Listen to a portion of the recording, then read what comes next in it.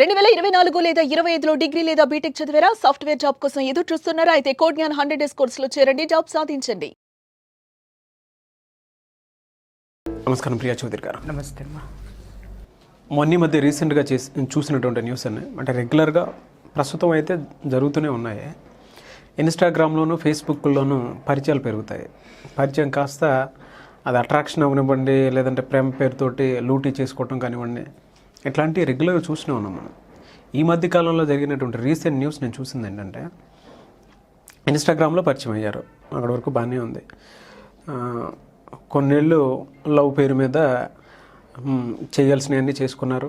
దాంతోపాటు financial transactions అన్నీ జరిగాయి. అండ్ సాఫ్ట్వేర్ అమ్మాయి, ఇతను వచ్చేటప్పటికి హడావిడి బాగానే చేశాడు, బట్ జీరో అబ్బాయి సైడ్ నుంచి చూసుకుంటే. ఈ అట్రాక్షన్ అనేది ఏ విధంగా జరుగుతుందో తెలియదు కానీ, బట్ ఇటువంటి వాటికి అంటే ఎవరైతే గొర్రె కసాయివాడినే అదే నమ్ముతుందని చెప్పేసి అంటూ ఉంటారు కదా, సేమ్ అటువంటి సిచ్యువేషన్సే. అలా ఎందుకు అవుతుందో తెలియదు. అటువంటి వాళ్ళకి మీరేం చెప్తారు? అండ్ ఆ న్యూస్ కూడా కంప్లీట్ చేస్తాను చూడండి.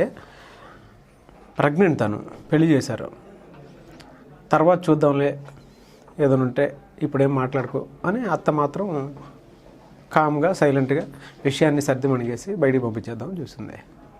ఈ అమ్మాయికి విషయం తెలిసి సూసైడ్ అటెంప్ట్ చేసింది. అటువంటి వాళ్ళకి మీరేం చెప్తారు? ఇచ్చిన స్వేచ్ఛను దుర్వినియోగం చేసుకోవడం అంటాను నేను. పేరెంట్స్ ఇచ్చిన స్వేచ్ఛ, పేరెంట్స్ ఇచ్చినటువంటి స్వేచ్ఛని, అలాగే వాళ్ళ యొక్క నమ్మకాలను కాలరాయటం అంటాను నేను. ఏమండి, మీకు 22 ఏళ్ళు 23 ఏళ్ళు పెంచినటువంటి తల్లిదండ్రుల ప్రేమని మీరు గుర్తించలేరు.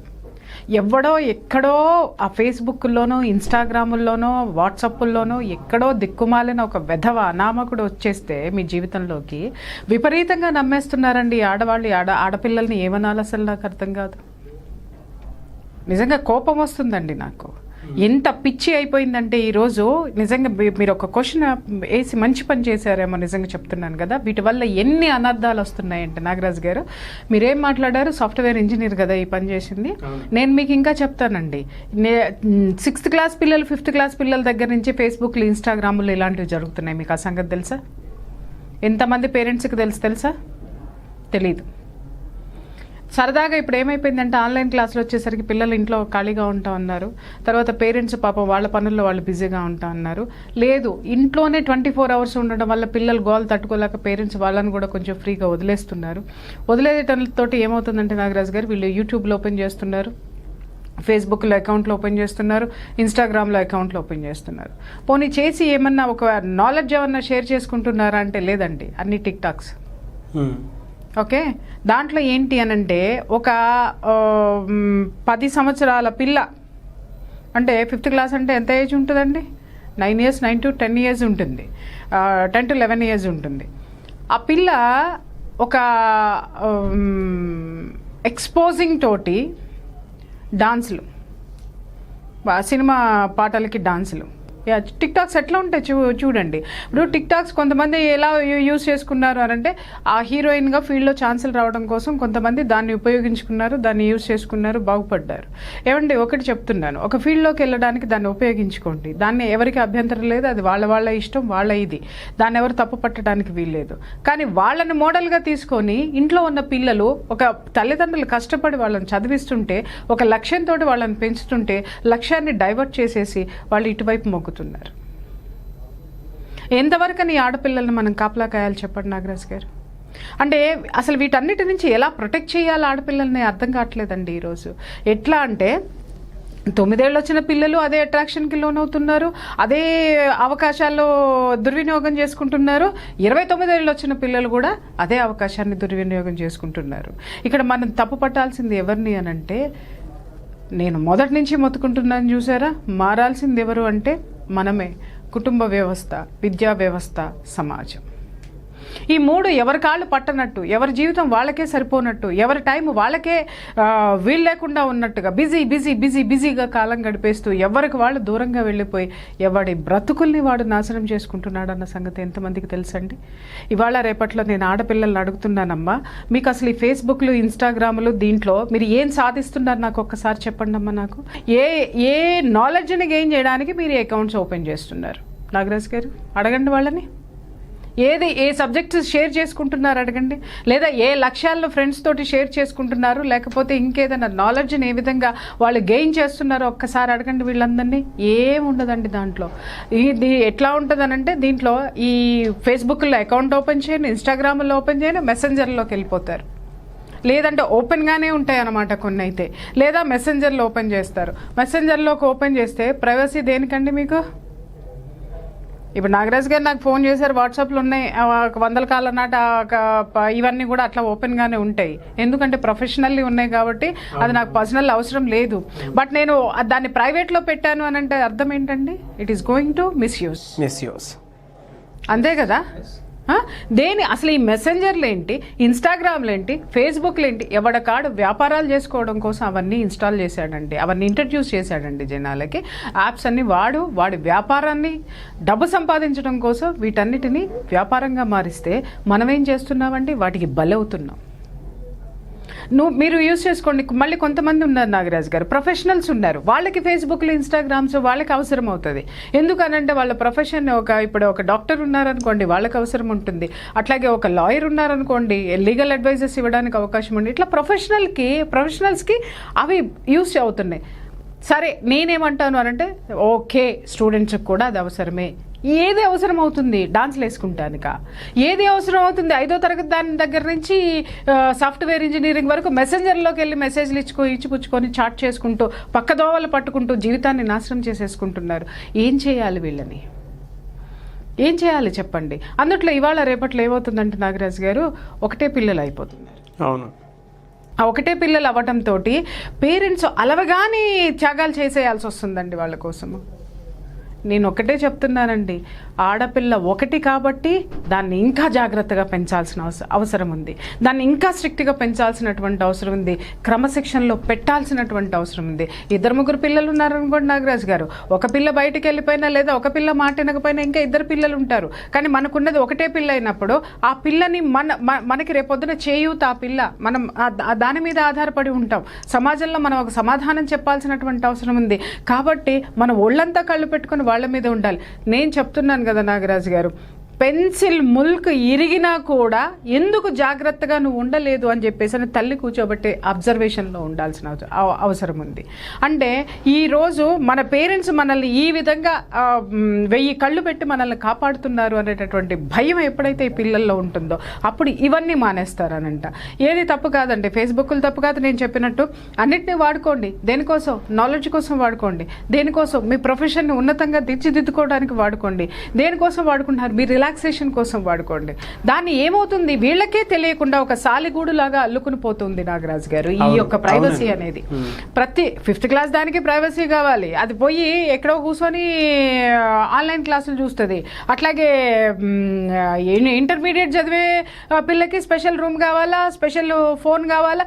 ఇవాళ మనం నిజంగా పేరెంట్స్మే తప్పు చేస్తున్నామండి. వాళ్ళకు ఈ ఫోన్లో ఆండ్రాయిడ్ ఫోన్లు, స్మార్ట్ ఫోన్లు కొనిచ్చేసి వాళ్ళకి ఏం అవసరం ఉందని, అయినా సరే అవసరమేమో పక్కవాడు వాడుతున్నాడు కాబట్టి అవసరమేమో అనేసి మనం వాటన్నిటిని వాళ్ళకి ఇచ్చేసి మనం లేని టైంలో అవి ఎంత మిస్యూజ్ అవుతున్నాయో. ఏమండో ఒక విషయం చెప్పమంటారా నాగరాజ్ గారు, మనకంటే మన పిల్లలు చాలా షార్ప్ ఉన్నారు. అవునండి. మీరు ఎంత కాపలా పెట్టండి, అబ్బో మేము చూస్తూనే ఉంటామండి, నువ్వు చూసే లోపు అవి డిలీట్ అవుతాయండి. Too much sharp. అసలు దాంట్లో ఎన్ని యాప్లు ఉన్నాయో, దేని నుంచి దేనిలోకి వెళ్ళొచ్చో. ఒక సాఫ్ట్వేర్ ఇంజనీర్ని కూర్చోబెట్టండి, ఒక 9వ తరగతి పిల్లని కూర్చోబెట్టండి, వీడికంటే వీడికి ఎక్కువ తెలుసు దాన్ని ఎట్లా యూజ్ చేయాలి, దాన్ని ఎలా మిస్యూజ్ చేయాలి. అంటే వీళ్ళు ఏమనుకుంటారంటే నేను గొప్పగా యూజ్ చేస్తున్నానని అనుకుంటున్నారు, కానీ అది గొప్పగా మిస్యూజ్ చేయబడుతుంది. ఇవన్నీ కూడా కాపలా ఎక్కడుండాలండి పేరెంట్స్ వీళ్ళకి. ఇంకొక విషయం ఏంటంటేనండి, దౌర్భాగ్యం ఏంటంటే ఎంతసేపు పుస్తకాల చదువులు తప్ప ఈ మైక్రో ఫ్యామిలీస్ అయిపోయిన దగ్గర నుంచి ఏంటంటే కుటుంబంతో, బంధాలతోటి, బంధువులతోటి అనుబంధం లేదు మనకి, సమాజంతో అనుబంధం లేదు మనకి, వ్యవహారాలతో అనుబంధం లేదు, జీవితానికి ఒక లక్ష్యం అంతకంటే లేదు. ప్రతి ఒక్కడికి ఏంటంటే సాఫ్ట్వేర్ కంపెనీలు కనిపించేస్తున్నాయి, ఆ ఇంజనీరింగ్లు కనిపించేస్తున్నాయి, ఎక్కడో చోట ఒక ప్యాకేజ్ 25,000 నుంచి 25 లక్షల దాకా ప్యాకేజీలు కనిపించేస్తున్నాయి. అవి వచ్చేస్తే చాలు జీవితము, ఆ క్రెడిట్ కార్డులు ఉంటే చాలు జీవితము, ఆ ప్లాస్టిక్ కార్డులతోటి జీవితం అయిపోతుంది అని చెప్పేసి వీళ్ళు ఓవర్ కాన్ఫిడెన్స్ అనమాట. తల్లిదండ్రులను కూడా లెక్క చేయట్లేదండి. వాళ్ళ ఆడపిల్లలు ఫేస్బుక్లో చూసి మరీ వెళ్ళిపోయి పెళ్లి చేసుకుంటానికి కారణం ఏంటంటే వాళ్ళ చేతిలో ఉన్న ఆర్థిక స్వేచ్ఛ, వాళ్ళ చేతిలో ఉన్న ప్లాస్టిక్ కార్డ్స్, వాళ్ళ చేతిలో ఉన్నటువంటి ఏంటది అమాయకత్వమైనటువంటి ప్రపంచం యొక్క నాలెడ్జ్. ఏదైతే స్మార్ట్ ఫోన్ ఉందని అనుకుంటున్నారో అతి భయంకరమైనటువంటి అమాయకపు నాలెడ్జ్, చెత్త నాలెడ్జ్, దాన్ని పట్టుకొని అతి విశ్వాసంతో ముందుకెళ్ళి జీవితాలు వాళ్ళు ఎంతమంది నాశనం చేసుకుంటున్నారు. మనం చూసింది ఒకటే కేసు నాగరాజు గారు. బట్ చూడని కేసులు ఎన్ని వస్తున్నాయి తెలుసా మీకు? చూడనివి ఎన్ని ఉన్నాయి తెలుసా? ప్రతి ఇంట్లో పిల్లలున్న ప్రతి పేరెంట్స్ నలిగి చచ్చిపోతున్నారు, భయపడిపోతున్నారు. స్మార్ట్ ఫోన్లు ఇస్తే వాడు ఏం చూస్తున్నాడో, లేకపోతే ఈఎంఐ ఏం చేస్తుందో, ఈఎంఐ ఎవరికి మెసేజ్లు పెడుతుందో, ఆ అప్ప ఏం చూసి ఎక్కడికి పోతున్నాడో, ఏమవుతున్నాడో, ఇవన్నిటిని పేరెంట్స్ ఎట్లా అంటేనండి, నిజంగా చెప్తున్నాను కదా, ఇదివరకు పిల్లాడు ఇంటికి 1 గంట లేటుగా అయితే ఎత్తుకుంటే పలానా చోటాన్ని ఎత్తుకుని వెళ్ళేవాళ్ళు. ఇవాళ దేంట్లో పలానా చోటాన్ని ఎత్తుకాలండి? ఇంట్లోనే కూర్చొని వాడు చెయ్యరాని తప్పులు చేసేస్తున్నాడు. ఇంట్లోనే కూర్చొని మనకి అనవసరమైనటువంటి వ్యాపకాల జోలికి వెళ్ళిపోయి అనవసరమైనటువంటి చెత్తనంతా బుర్రలో వేసేసుకొని చెత్త వైపు పరుగులు పెడుతున్నారు. ఏమనాలి ఈ పిల్లల్ని? అదేమంటే మీ రోజుల్లో కాదు మా రోజులు అని చాలా గొప్పగా మాట్లాడుతున్నారు ఆడపిల్లలు. మీకు ఆ సంగతి తెలుసా అండి? మగ పిల్లలు కూడా. అండ్ ఏమండి, మరి ఆ రోజుల్లో సంపాదించిన డబ్బుతో కదా నువ్వు ఇంత వాడివయ్యావు, ఇంత దానివైనావు.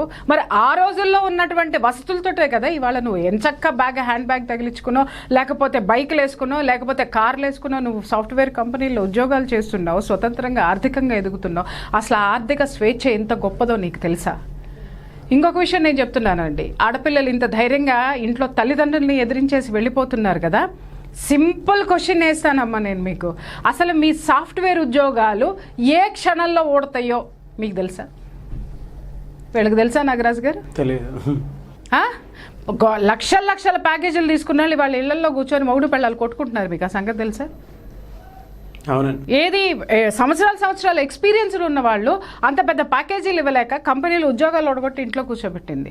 ఉన్న ప్యాకేజీ చాలే దేవుడా, మనకి ఎక్స్పీరియన్స్లు వద్దు, పాడు వద్దు, ఉన్న జీతం ఇంటికి వస్తే చాలని, వాడికి ఎంత ఎక్స్పీరియన్స్ ఉన్నా 40,000 50,000 వస్తే చాలు, ఇల్లు గడిస్తే చాలని చెప్పేసి దానికే అతుక్కుని దానికే చాకరీలు చేస్తూ కూర్చుంటున్నారు. మీ జీతాలు మీ జీవితాలు 2 గ్యారంటీ లేవు ఈరోజు. ఏం చూసుకుని మీరు ఈ ఆత్మస్థైర్యంతో ఇంట్లో నుంచి బయటకు వెళ్ళిపోతున్నారు? ఆడపిల్లలు ఒకసారి చెప్పండి. వీళ్ళు పేరెంట్స్ బలహీనతను ఎలా పట్టుకున్నారంటే నాగరాజు గారు, ఏం చేసినా సరే మాకు మళ్ళీ ఇక్కడ మాకు రిజర్వేషన్ ఉంది, రిజర్వేషన్ జీవితకాలం రిజర్వేషన్ పుట్టింటికి ఉంది కాబట్టి మేము ఏం చేసినా చచ్చినట్టు వీళ్ళు మమ్మల్ని యాక్సెప్ట్ చేస్తారు. లేకపోతే ఎమోషనల్ బ్లాక్మెయిల్స్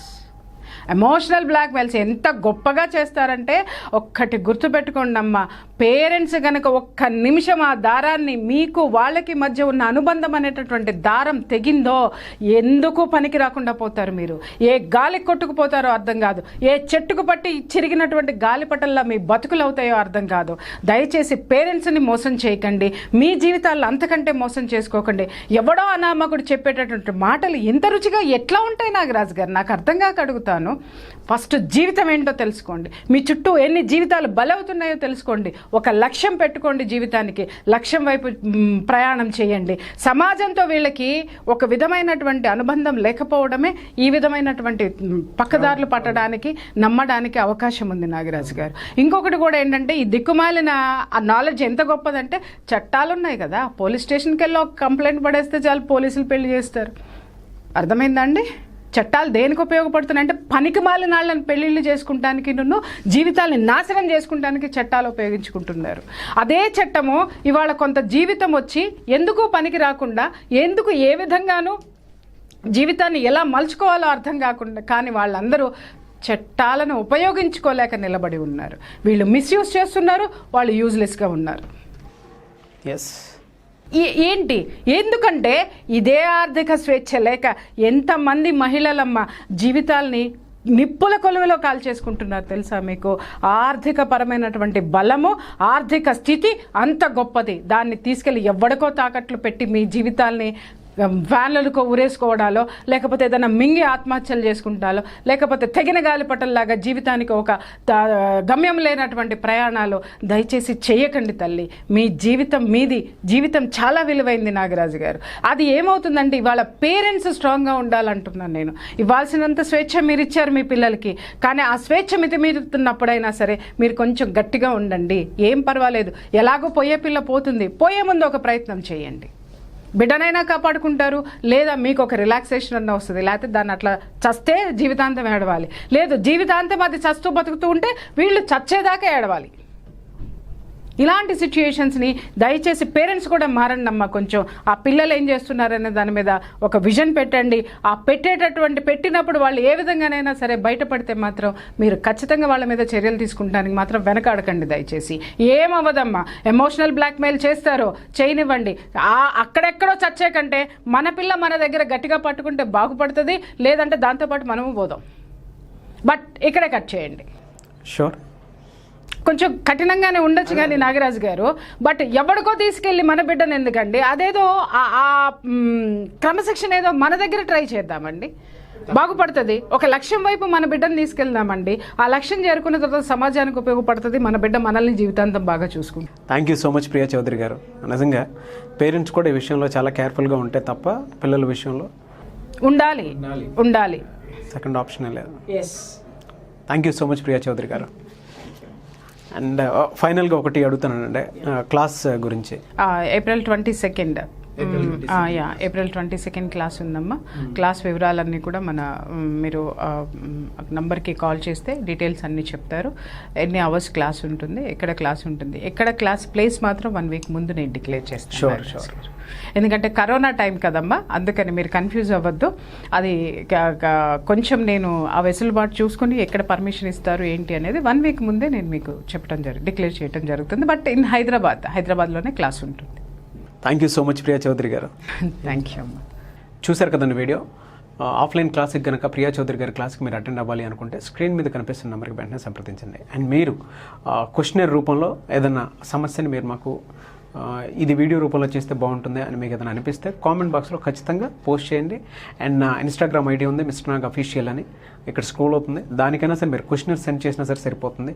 అండ్ ప్రత్యేకించి చాలామంది ఆఫ్లైన్ క్లాస్ అయితే ఖచ్చితంగా అడిగారు, ప్రియా చౌదరి గారి ఆఫ్లైన్ క్లాస్ ఎక్కడ ఉంటుంది, ఎప్పుడు ఉంటుంది, ఎలా ఉంటుంది అనేది. దాని మీద అడిగిన వాళ్ళకి ఇంకా డీటెయిల్గా కావాలి అనుకునే వాళ్ళకి కూడా ఏప్రిల్ 22న మేడం క్లాస్ పెట్టడం జరుగుతుంది. ఆ రోజు మీరు క్లాస్కి అటెండ్ అవ్వాలి, అవదలుచుకోవాలి అనుకునేవారు ఖచ్చితంగా స్క్రీన్ మీద కనిపిస్తున్న నెంబర్కి వెంటనే సంప్రదించండి. ఈ వీడియో లైక్ చేయండి, షేర్ మాత్రం తప్పకుండా చేయండి. ఇలాంటి మరిన్ని వీడియోస్ కోసం మా ఛానల్ ఫాలో అవ్వండి. Thank you.